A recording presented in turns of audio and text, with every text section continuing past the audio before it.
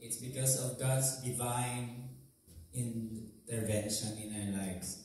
So even in the songs that we just sang a while ago, it was really clear that God is the one healing our heart, is the one strengthening our heart, and even is the one controlling our hearts and our minds. Because in this earth, in this world, we have lots of troubles. So, but God allows those things so that our lives also will become a channel of blessing. Every time we hear like our brethren or our sister and brother giving their testimony. So what a nice that all of us will be refreshed. And once again, I just as I always there is one special or a good lesson that I have learned from serving the Lord is that in this life we cannot run away from life's problem. Because problems are inevitable, cannot be avoided. Wherever you go, problems are always there. But the good thing is, we have a God, or the God, who is able to accompany us even in our depression, even in our problems in life, whether it's small or big, or it's a scary problem, God is always there.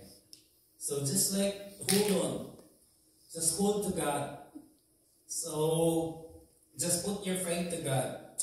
Hold God without wavering, because that's what the scriptures says. This point in time, so we will be, thank you Sarah for the testimony.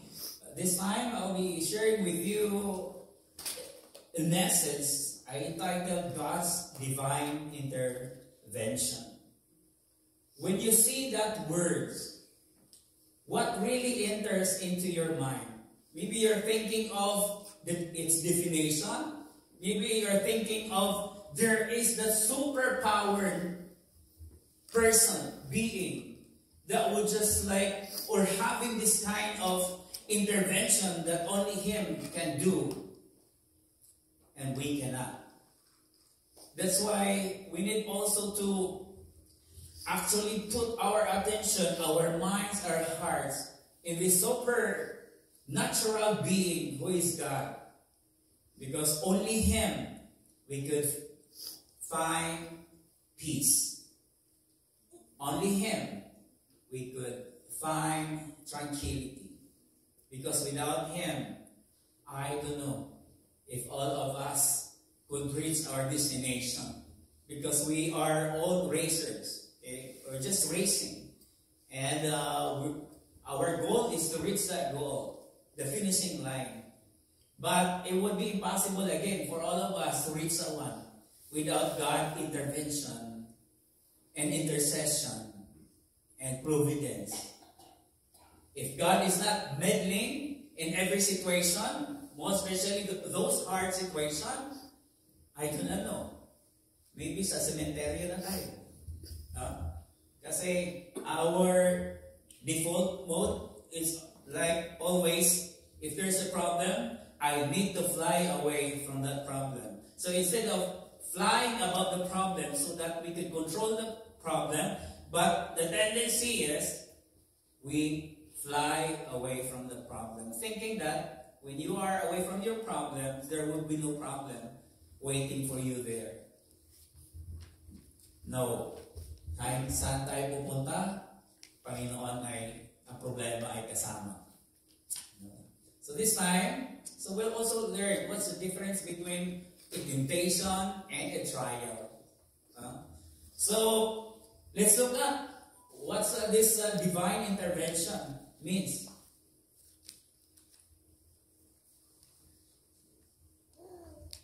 It's what we call the idea that God directly or indirectly interferes with human life to change a situation. If ask you, what is your situation now? Present situation. Are you still struggling? Or are you still like wandering? Your mind, your spirit seems like you are down to the earth. But remember always that our God is a powerful God. What's that? The idea that God directly or indirectly interferes with human life to change a situation. Let's say, for example, God could appear himself to human. And second, God could influence the weather.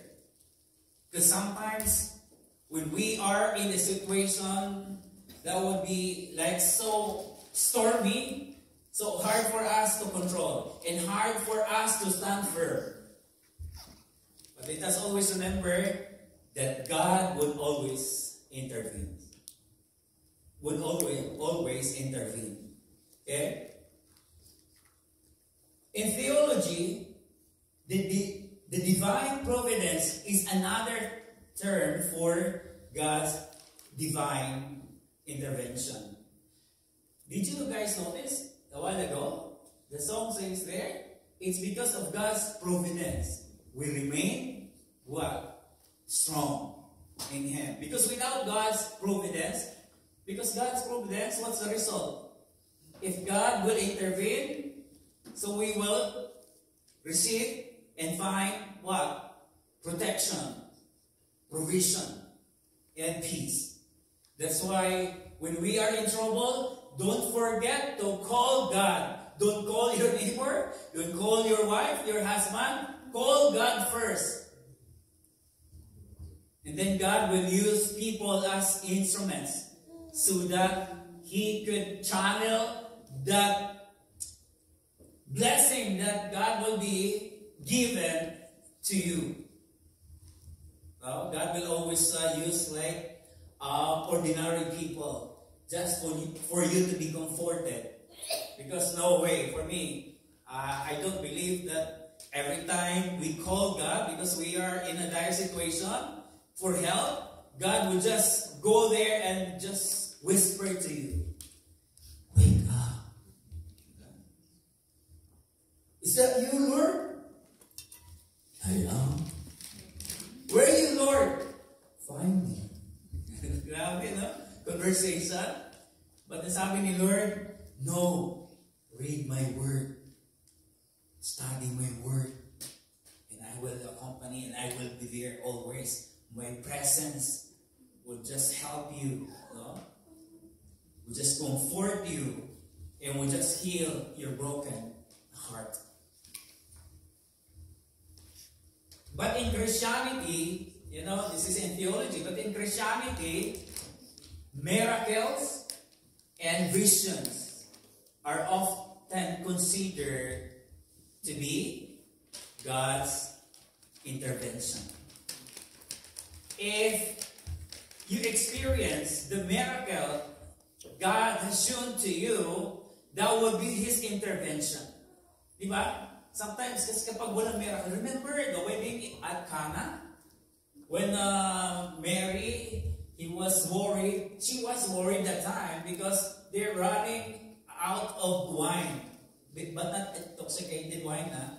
Hindi yun siya fermented, hindi yun siya, but it's coming from the grapes, juice. Okay?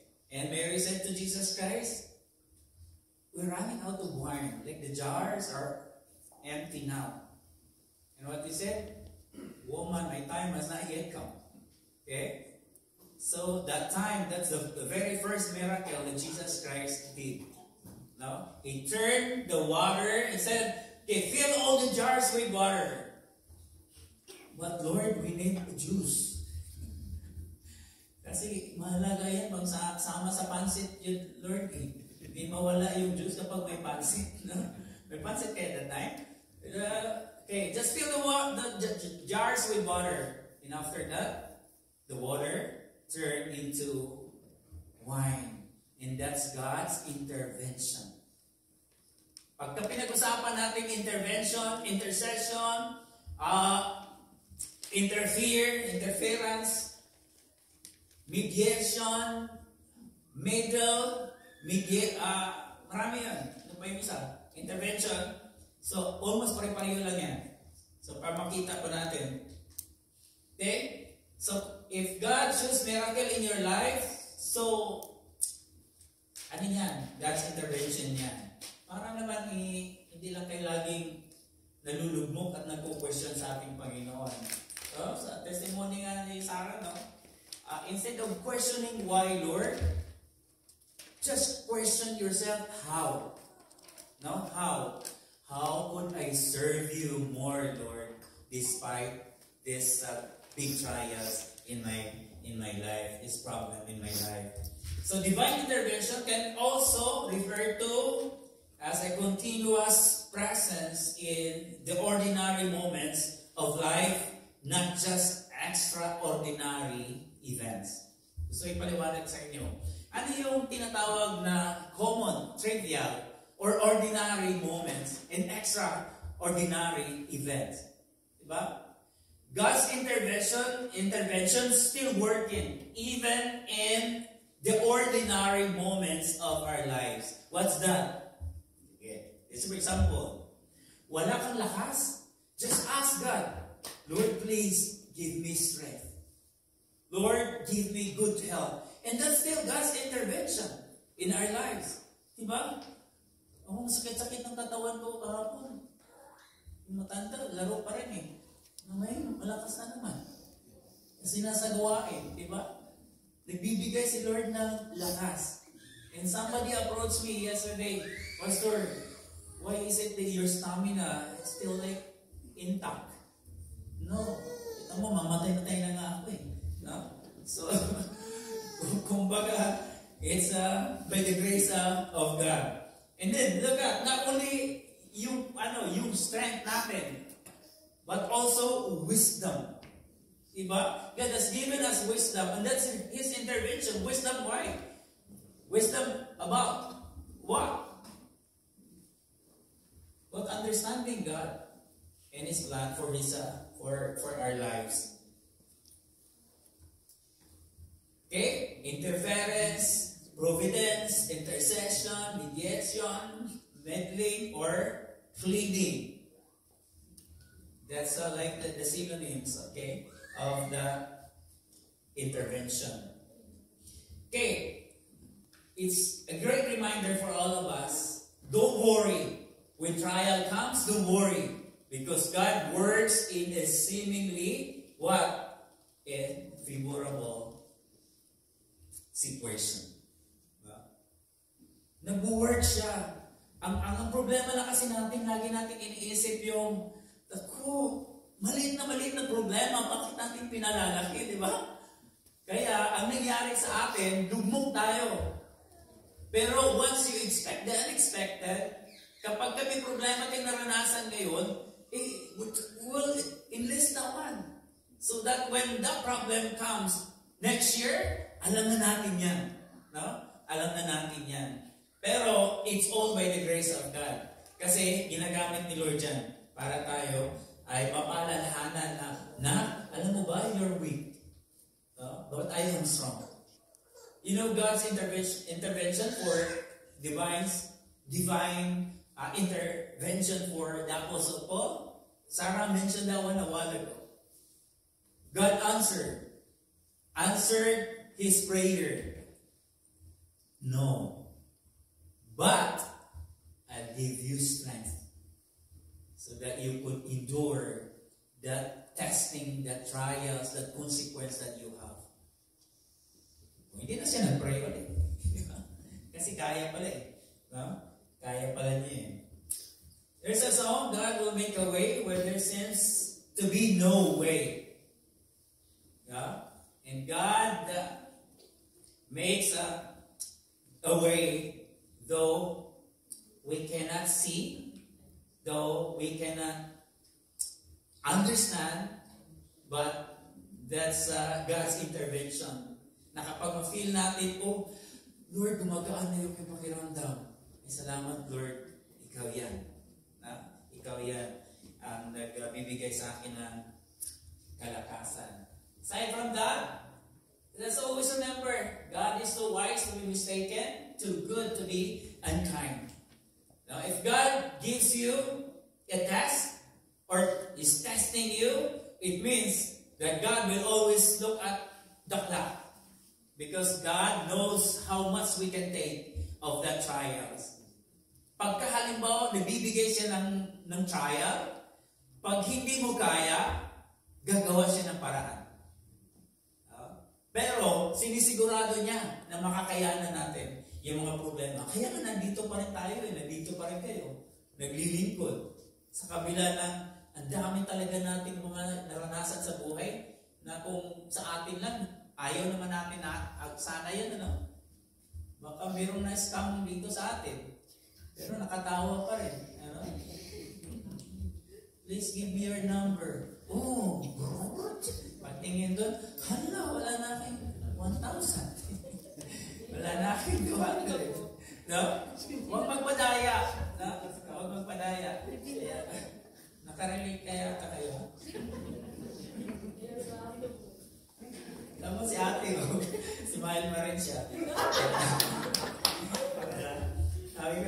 Sabi ko nga sa ate, you know, every time you experience that one, God is good. And He will provide also, God will provide more than what you lost.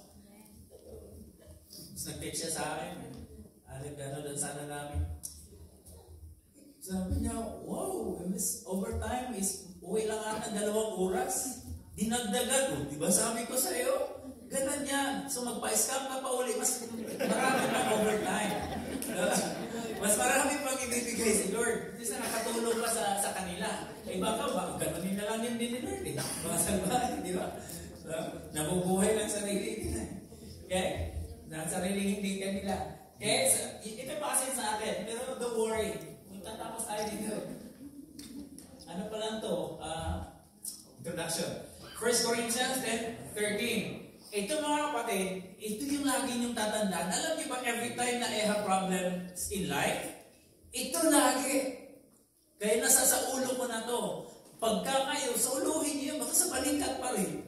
Kahit sa ulo na. Sa uluhin ninyo that God is faithful and He will not allow us to be tempted beyond our ability. And with the temptation, He also what? Provide a way of escape so that you and me could endure it. Grabe, ano? Walang problema na ibibigay si Lord na hindi natin makakayanan at hindi niya tayo bigyan ng pagsubok na hindi natin makakayanan. Kung hindi natin makakayanan at sabihin natin, Lord, suko na. Suko na? Yes, Lord. Ako na bahala na. No? Ako na bahala. Submit mo lang sarili mo sa akin. Ako na bahala dyan. Okay? So, we only have 3 things. Galing lang dito sa passage na ito. Bago natin papag-usapan, bakit kayo nag-intervene ng ating Panginoon? No? So, God is faithful. The second one, what's the passage? Yung nasa ulo nyo kanina? Mabilis ba? So, God's faithfulness, God's promise, and God's divine intervention. Okay? Simple lang. Sabi ko, gawan ko na lang ito ng outline para madali nyo masundan. At para matatandaan nyo. No? Matatandaan nyo. Kaya yung Bible study na namin. Sabi ni Jill, tapos na tayo, Pastor. Oh, tapos na. Maganda. Tapos na tayo. No? Sabi ko sa kanila, no? Naunawaan nyo ba yung yung 4 doon na ating pinapag-aralan? Aba, naunawaan. Di ba? Nasa ulo. Ano ko ngayon kung nasa balikat na? Kung bumaba na. No? Ano ngayon? Wala na. Di ba? Yung guidance ng Panginoon. Di ba? Protection. Ano pa yun? Wala na? Sige, hindi na natin isip. Kay Ambassador. So, nasa ulo pa rin natin, kahit madali lang siya, natatandaan pa rin natin. Kasi kung matagalan, di po na natin matatandaan ng isa. At least pasado pa rin kung may quiz, di ba? Ako at ng tatlo. Yung isa lang, nakalimutan ko na. So God is faithful. Alam niyo ba, sinasabi ng Bible, ito gusto ko lang talagang bigyan siya ng diin. Na kapag sinusubok tayo ng Panginoon, ulitin ko doon sa talata natin, nakalagay, God is faithful and He will not allow you to be tempted beyond His or her ability. Yung temptation na tinutukoy doon, iba yun sa temptation. Trial lang ibig sabihin sa original na salita.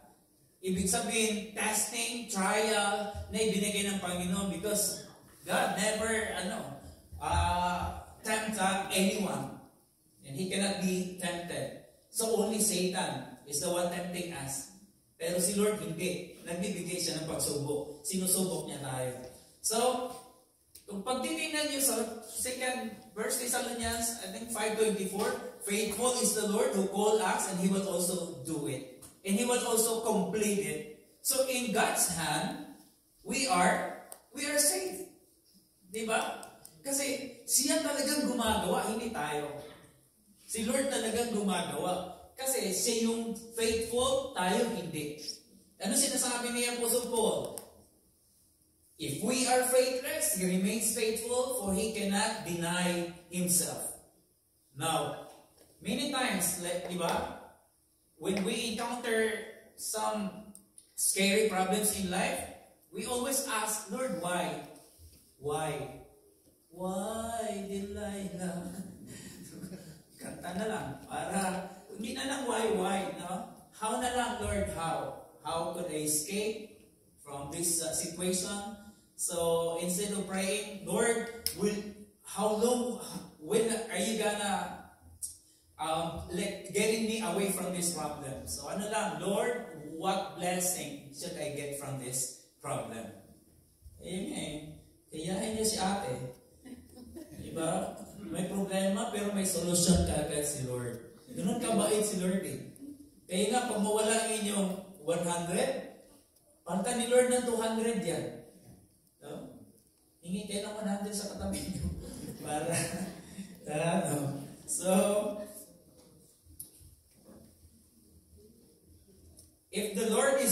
for the Lord is good and His love endures forever. His faithfulness continues to all generations. It means that His faithfulness is forever. Why nandito pa tayo?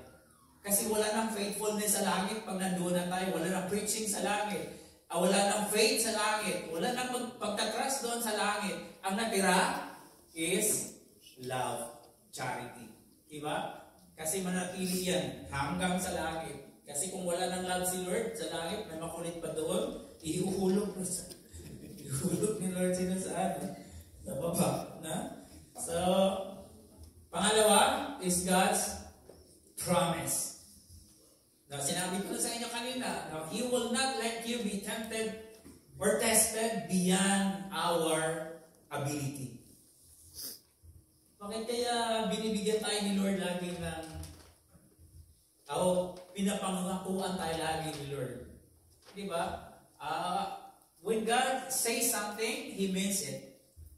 When He says, I will promise you, I will not give you problem that's so big that you cannot be able, that you can still carry that problem. So, meron pa kayong kaya nga gusto ko pong mag-testimony kayo kung meron kayong mga nararanasan na mabigat na pagsubok sa buhay, tapos na naranasan nyo pa, mas i-grant pa ni Lord ang inyong nabiyaya, mga blessing. Kasi kung pagtitingnan mo yung sa, I think James chapter 1 verse 12, na kapag how blessed are those who undergo trials because they will receive a reward from God. Sino kaya sa inyong palagay sa Old Testament, sa New Testament and Old Testament, na sinubok ni Lord and after walang blessing? Oh, wala kayong mga alaala, no? Sino? Wala? Si Judas lang ata. Sa New Testament. Ano? Si Judas lang. Nagpakamatay. No? Instead na blessing matanggap niya, curse. No? Kaya, so, yung salitang temptation or tempted means to test, to try, or to prove. Trials are designed to prove the quality of one's character. Diyan talaga sinusubok eh. No? Kaya, natawa nga ako doon sa dumaan doon sa harap ng bus driver. Grabe talaga, lakad siya, parang ano yun. Eh, sinirbantuhan. Gano'n. So, nagulat siya. No, doon sinusubok. No? Doon sinusubok ang tao kung matatag ba siya. Mayroon kaya, dami kasi mga tao, I remember still in Candelaria, Quezon. So, we invited a pastor. Grabe yung preaching, so dynamic, so like powerful. He said, you know what? You must have to stay put. Whatever happens, you serve the Lord. When storm comes, don't give up. Yeah? In whatever circumstances you experience in life, be strong. Kwento ko na ata sa inyo eh. Gabi yun. Yung fluorescent sumabog. Naku, ang dilim na. Hinahanap namin yung aming invited pastor. Wala, di namin makita sa loob. Paano kaya nakita yung pintuan palabas? Nung nagsilibas-labasan na kami, nandoon na siya. Na? Parang nakakaya na gano'n, di ba? Tapos grabe, pag nag-preach, akala mo talaga, totoo na eh. Pero yung pala, pagsabog lang ng fluorescent na yan, takbo niya. Takbo niya. Dahil, usap-usap na kayo. Hindi kayo natin ito ng labi, hindi na natin. So, parang nawala yung example eh. Okay? So, remember always the trials are designed to prove the quality of one's character. So, doon malalaman, kapag sinubo ka, kung what kind of character you have. Or characteristics that you have. Okay? Ito na tayo sa James. Pagkakaiba, sabi doon, let no one say when he is tempted, I am being tempted by God. For God cannot be tempted by evil, and he himself does not tempt everyone or anyone. But each one is tempted when he is carried away, enticed by his own lust, and when the lust has conceived, it gives what? Birth to sin. And when sin is accomplished, it brings forth death. Kaya mayroong tinatawag na physical death. No? Kaya sabi ni John, ang sabi ko sa inyo ipag-pray ay yung kasalanan na hindi ikamamatay ng isang tao. Kasi, bakit? Mayroong tinatawag na destruction of the flesh. Mayroon tayo Lord's Supper, kaya binibilisan ko lang to. No? So, yung mga nagpa-partake na hindi worthy before God, hindi lang sila nagkakasakit, kundi namamatay sila physically. So, may mga kasalanan na nakakamatay physically. Pero yung sabi niya Apostle John, hindi yung sinasabi ko na ipag-pray nyo. Kasi talagang kukunin talaga sila ni Lord. No? Kasi sa kasalanan, ikamamatay na ginawa nila.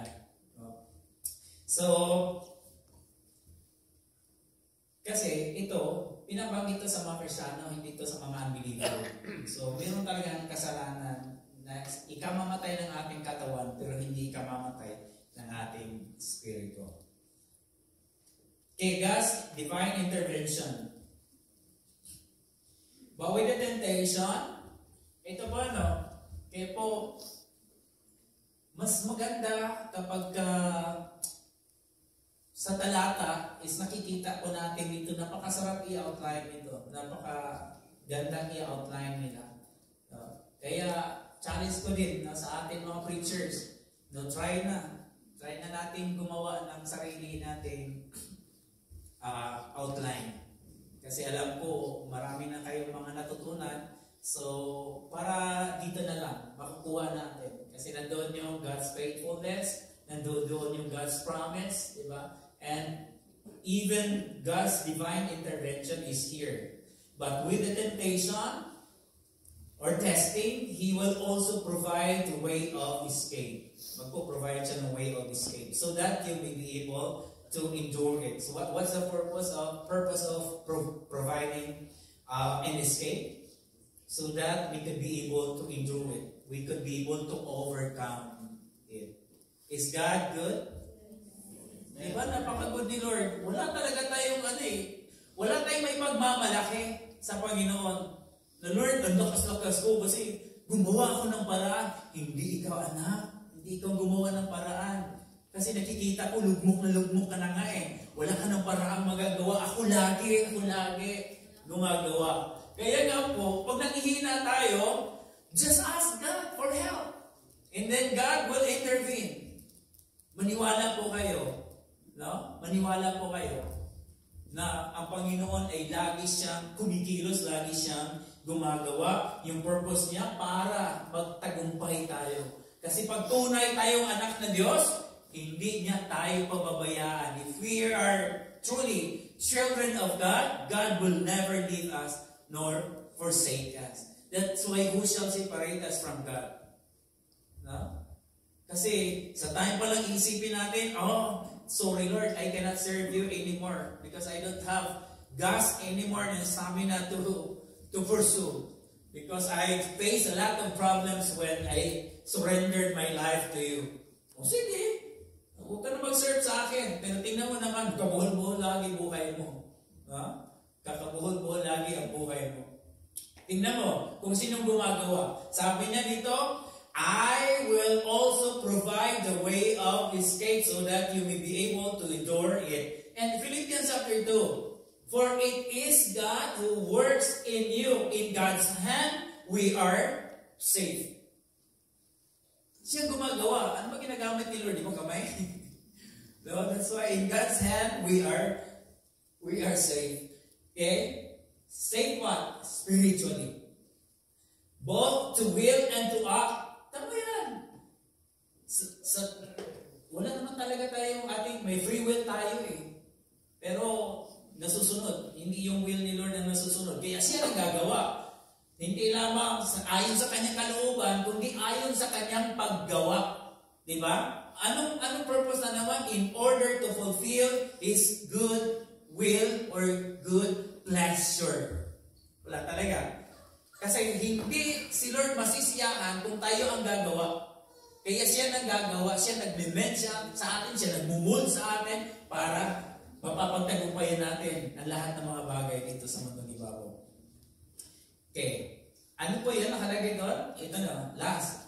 God's faithfulness is forever. And God's promise is true. God's intercession is undeniable. Who among us here could say, no? God's intercession in my life or intervention in my life is deniable. Diba? Not undeniable. For me, I would say 100%. God's divine intervention in my life is undeniable and it is truly reliable. So bakit pa ako lalayo sa Panginoon by God's grace? No? Maglilingkod ako. Maglilingkod tayo sa Panginoon no matter what. Kasi running away from the Lord, it's not the solution. Mas lalo pa magkabuhol-buhol buhay natin. And don't just say, Lord, I serve you today. But tomorrow, Lord, I have lots of things to do. I cannot serve you. Baka sabihin ni Lord sa iyo, okay. Kapag mawala ng time ko sa inyo, di goodbye na. Baka sasabihin naman na lang na, pag nandoon ka na sa kalalagyan, na matuwid na, bulak na sa ilong. So, habang may lakas, mag-serve tayo sa Panginoon. Now, pray po tayo.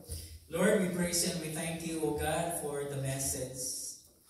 The messages of the songs, the message, O God, from your word.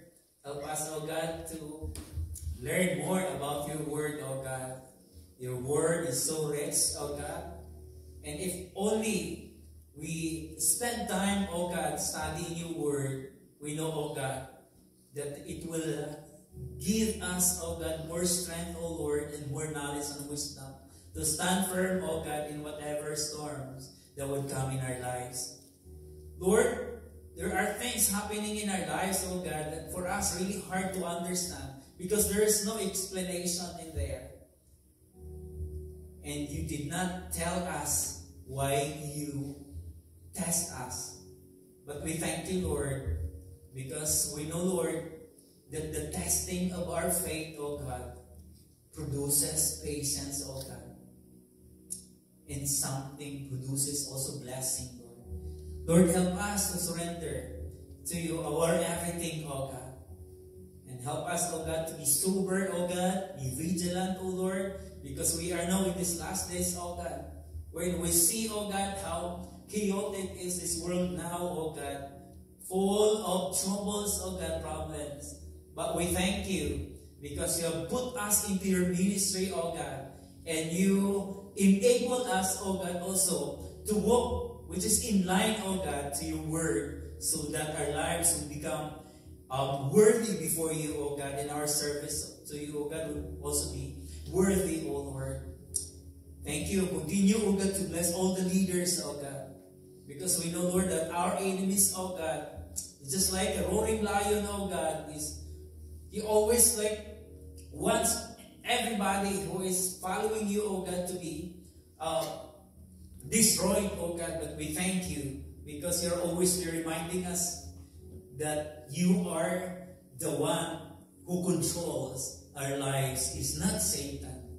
Forgive us, Lord, because when we are enticed, oh God, by Satan or by the lust of our flesh, oh God, that's the very time that we're caring, oh Lord. And we are thinking, oh God, of our minds, oh God, our hearts, oh God, are becoming, oh God, weak because of that temptation, oh Lord, or enticement by our enemies. So help us, oh God, to go and serve you more. Lord, help each and every one of us, Lord. This may pray in Jesus' name. Amen and amen.